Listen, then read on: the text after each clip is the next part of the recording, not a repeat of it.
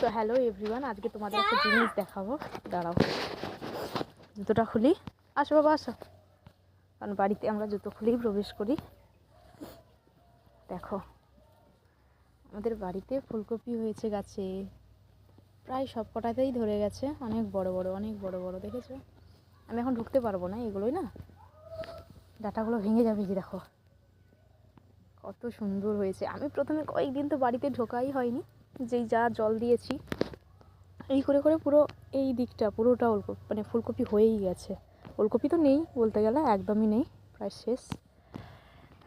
তো আমি না কয়েকদিন, চলো চলো চলো বাবা চলো, কয়েকদিন ঢুকিনি বাড়িতে। দাঁড়ালে জুতোটা করে নিই, তারপর বলছি তোমাদের।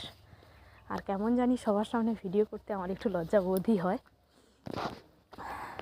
বেবি চলে এসো, চলে এসো। কয়েকদিন তো আমি বাড়িতে একদমই ঢুকিনি।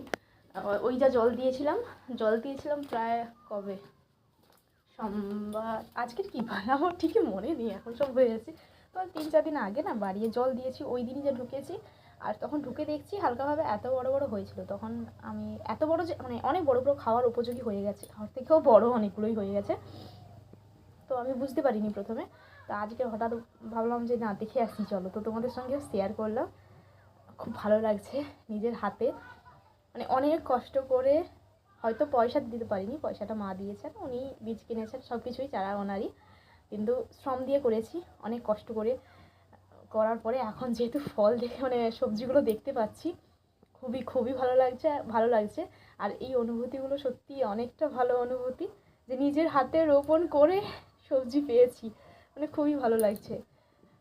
তো চলো, টাটা।